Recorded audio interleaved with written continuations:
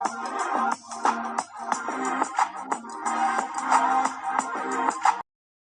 Friends, welcome back to lifestyle goals. तो आज और एक आईपीओ एनालिसिस वीडियो लेके हम लोग आ गए हैं। अगर आप इस चैनल पे नए हो और इस टाइप के वीडियोस पहली बार देख रहे हो तो इस आईपीओ एनालिसिस के ऊपर एक पूरा सेपरेट प्लेलिस्ट बना हुआ है, आप वो देख सकते हो। आपको अगर अच्छा लगा वीडियो तो please like, comment and subscribe कर दीजिएगा। तो ये वीडियो अंत तक देखिए to understand the company and कैसे हम लोग एनालिसिस करते हैं। और एक चीज़ की गारंटी है, ऐसा डिटेल एनालिसिस आपको यूट्यूब में कहीं नहीं मिलेगा। तो इंडिया में वर्किंग पॉपुलेशन ग्रोथ के साथ हमारे डेली जो नीड्स हैं उसमें हम लोग को बहुत जल्दी बहुत कुछ चाहिए होता है। स्पेशली अगर आप फूड कैटेगरी में देखोगे तो रेडी टू कुक और फ्रोजन फूड का बहुत डिमांड बढ़ गया है, क्योंकि वर्किंग फैमिली में जहाँ पे स्पाउस बोथ आर वर्किंग, तब कोई भी कुकिंग करने का टाइम नहीं मिलता किसी को। तो ऑब्वियसली हम लोग के लिए तब फ्रोजन फूड और रेडी टू कुक फूड एक बड़ा ऑप्शन हो जाता है। और ये मार्केट इंडिया में बहुत ज़्यादा बढ़ भी रहा है एंड कुछ रिपोर्ट्स की माने तो with in next few years ये एक बहुत बड़ा इंडस्ट्री होने वाला है। तो आज जिस कंपनी का हम लोग एनालिसिस करेंगे वो इसी सेक्टर से आता है और कंपनी का नाम है केवेंटर एग्रो लिमिटेड। ये कोलकाता बेस्ड कंपनी है। तो कंपनी के बारे में और थोड़ा जान लेते हैं। तो कंपनी एफएमसीजी सेक्टर से बिलोंग करती है। एफएमसीजी सेक्टर में ये लोग package dairy and fresh food products बनाती है। तो इनका जो डिस्क्रिप्शन इन्होंने दिया है उससे पता चल रहा है इनका जो ऑल ओवर इंडिया तो प्रेजेंस नहीं है, mainly eastern and north eastern side में इनका प्रेजेंस है। उधर इनके 90 स्टॉक कीपिंग यूनिट्स हैं एज ऑफ 31 मार्च 2021।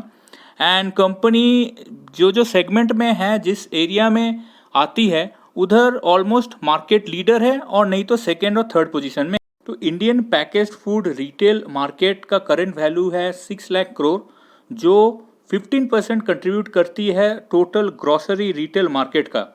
और मार्केट एस्टिमेट्स की माने तो नेक्स्ट 5 इयर्स में इसका ग्रोथ ऑलमोस्ट 11% CAGR से होगा और ये बढ़ के almost 18% of the total grocery food market को कंट्रीब्यूट करेगी।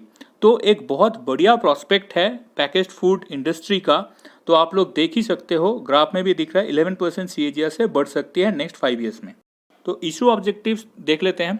तो कंपनी का ग्रॉस प्रोसीड्स होगा 350 करोड़ का। इसमें 155 करोड़ जाएगा रीपेमेंट और prepayment of certain borrowing facilities and 111 crore जाएगा फंडिंग ऑफ कैपिटल एक्सपेंडिचर। तो अपने ग्रोथ के लिए 111 करोड़ ये लोग एलोकेट करेंगे। कंपनी के जो भी सेगमेंट्स हैं उसका ग्रोथ रेवेन्यू टर्म्स में एंड मार्जिन्स हम लोग देख लेते हैं। तो एक सेगमेंट है पैकेज्ड फूड एंड बेवरेजेस। तो इसका अगर रेवेन्यू फ्रॉम ऑपरेशंस आप देखोगे तो एक अच्छा स्ट्रॉन्ग ग्रोथ दिख रहा है और 2021 में थोड़ा सा फ्लैट है। ग्रॉस मार्जिन अगर देखोगे इस सेगमेंट का, उसका ग्रॉस मार्जिन बन रहा है 42% के आसपास। ऑन एन एवरेज 40% के आसपास इसका ग्रॉस मार्जिन है। एबिटा मार्जिन अगर देखोगे तो वो भी ऑन एन एवरेज 14% के आसपास है, which is again quite good.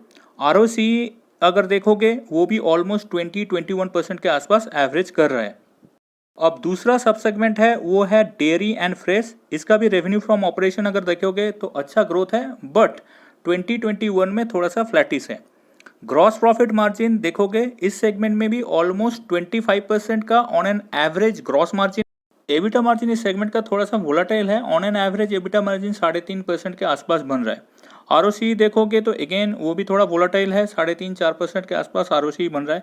तो डेयरी एंड फ्रेश उतना प्रॉफिटेबल सेगमेंट नहीं है इनके लिए। कंपनी एज ए होल अगर आप देखोगे तो टोटल रेवेन्यू फ्रॉम ऑपरेशन में एक स्टेबिलिटी दिख रहा है। ग्रॉस प्रॉफिट मार्जिन बन रहा है ऑलमोस्ट 30% के आसपास। एबिटा मार्जिन बन रहा है ऑलमोस्ट 4-4.5% के आसपास। ROCE भी ऑलमोस्ट 4.5-5% के आसपास बन रहा है। कंपनी के बैलेंस शीट अगर आप एनालिसिस करते हो तो आपको देखने को मिलेगा कि टोटल एसेट ऑलमोस्ट फ्लैट रहा है लास्ट 2 ईयर्स में। इनका जो कंसर्निंग फैक्टर मुझे लग रहा है वो है इनका जो बोरोइंग नंबर है। बोरिंग नंबर्स लास्ट 2 साल से थोड़ा सा कम हुआ है, लेकिन अभी भी अगर आप डेट टू इक्विटी निकालोगे तो वो बन रहा है 2.5x, which is quite on the higher side for a small company like this. Due to this high borrowing cost इनका जो नेट प्रॉफिट नंबर है वो नेगेटिव में था। लास्ट 3 साल का अगर आप एनालिसिस करोगे तो उसमें 2 साल इन्होंने नेगेटिव प्रॉफिट पोस्ट किया है, दैट इज़ लॉस पोस्ट किया है। एंड वेटेड एवरेज ईपीएस अगर आप देखोगे तो वो बन रहा है नेगेटिव 14.10। ऑब्वियसली इसके ऊपर आप ऑफर प्राइस लगा के कोई मल्टीपल नहीं निकाल सकते क्योंकि ईपीएस नेगेटिव है। तो मुझे लगता है इस कंपनी को जल्दी से जल्दी अपना जो भी बोरोइंग्स है वो थोड़ा कम करके जितना जल्दी हो सके प्रॉफिटेबिलिटी आना चाहिए। अब देख लेते हैं कंपनी का पीयर वैल्यूएशन। तो कंपनी का पी कैलकुलेट नहीं कर सकते एंड कंपेयर भी नहीं कर सकते क्योंकि Keventer agro limited actually negative EPS post कर रही है लास्ट 2 साल से। एंड इनका जो चीज़ हम लोग कंपेयर कर सकते हैं वो है नेट एसेट वैल्यू पर इक्विटी शेयर। तो वो है ऑलमोस्ट 38.69 और बोल सकते हैं 39 रुपीज़ का इनका नैव है। तो 39 रुपीज़ का नैव के ऊपर अगर आप दूसरे पीएस का मल्टीपल अगर देखोगे तो वो लोग almost 5x to 7x trade. अगर हम लोग वही सेम मल्टीपल इस कंपनी के नैव के ऊपर लगाएं तो इसका जो ऑफर प्राइस का रेंज होना चाहिए वो होना चाहिए 195 टू 225। तो अगर उस रेंज में ये लोग अपना ऑफर लेके आते हैं तो मुझे लगता है people should subscribe that, because इनका जो सेक्टर है बहुत बढ़िया सेक्टर है। ओनली थिंग एक है इनका जो बोरिंग कॉस्ट और बोरिंग वो बहुत ज़्यादा है एंड इनका जो जियोग्राफिक कंसंट्रेशन है east and north east side. तो ये कंपनी अगर अपना ऑफर प्राइस 195 से लेकर 225 के अंदर रखती है तो इसको अच्छा एक सब्सक्रिप्शन डिमांड मिल सकता है। बट एनीवे जब तक इनका प्राइस बैंड आता है तब फिर से हम लोग और एक बार इस कंपनी का एनालिसिस करेंगे। Thanks for watching, keep learning.